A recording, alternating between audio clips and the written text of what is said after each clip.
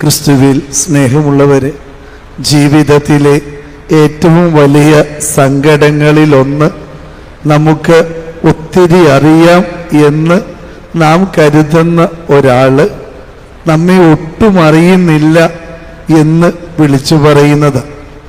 അങ്ങനെയുള്ളൊരു കോണ്ടെക്സ്റ്റാണ് ഇന്ന് തിരുവചനത്തിൽ നാം ആദ്യം കാണുന്നത്.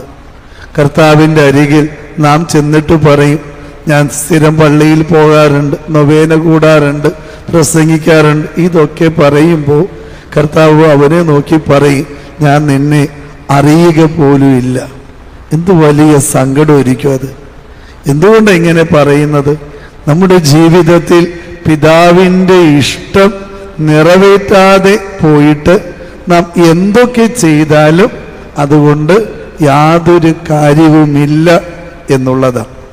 നമ്മൾ ചെയ്യുന്നത് പലപ്പോഴും നമ്മുടെ പ്രശംസയ്ക്ക് വേണ്ടിയും അവരൻ്റെ കയ്യടികൾ ലഭിക്കാൻ വേണ്ടിയും അംഗീകാരത്തിനും വേണ്ടിയാകുമ്പോൾ പലപ്പോഴും മറന്നു പോകുന്നത് എന്താ? പിതാവിൻ്റെ ഇഷ്ടം ചെയ്യാൻ മറന്നുപോകും. ഒരു പരിധിവരെ പിതാവിൻ്റെ ഇഷ്ടം ചെയ്യാൻ നാം തുനിയുമ്പോൾ മറ്റുള്ളവർ നമ്മെ കല്ലെറിയും, കുറ്റപ്പെടുത്തും, കുരിശുകൾ നൽകും, ചിലപ്പോൾ കുരിശിൽ കയറ്റി കൊല്ലുകയും ചെയ്യും.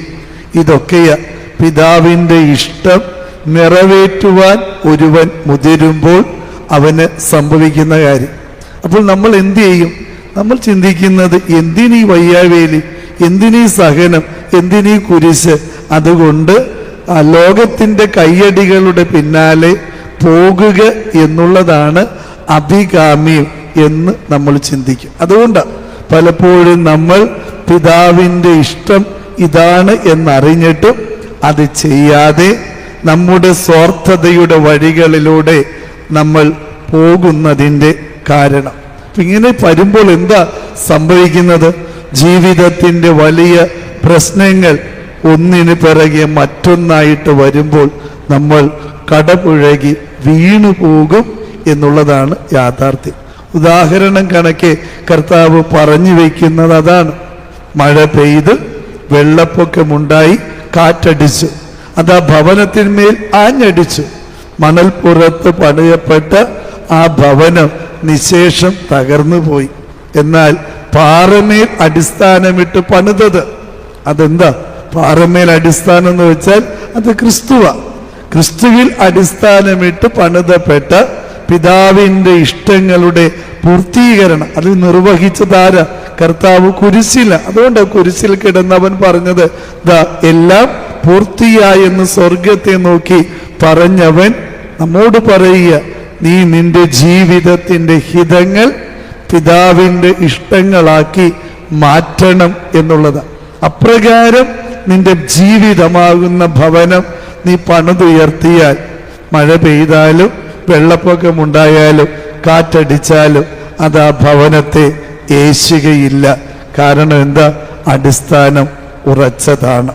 അതുകൊണ്ട് എൻ്റെ പ്രിയപ്പെട്ടവർ, ഈ പറയുന്ന മഴയാകട്ടെ, വെള്ളപ്പൊക്കമാകട്ടെ, കാറ്റാകട്ടെ, ഇതിൻ്റെ ഒന്നും നിയന്ത്രണം കടിഞ്ഞാൽ നമ്മുടെ കയ്യിലില്ല. ഇത് എപ്പോൾ വരും, എങ്ങനെ വരും, ഒരു പിടുത്തവുമില്ല. അതുകൊണ്ട് തന്നെ നമ്മളുടെ കരുത്തെന്താ? ജീവിതത്തിൻ്റെ അപ്രതീക്ഷിതമായി വരുന്ന ജീവിത പ്രശ്നങ്ങളെ അഭിമുഖീകരിക്കാൻ ഒറ്റ വഴിയേ ഉള്ളൂ. അത് കർത്താവാകുന്ന പാറയിൽ ഇങ്ങനെ ബലപ്പെടുത്തി ജീവിതത്തെ പണിതുയർത്തുക എന്നുള്ളത് മാത്രം.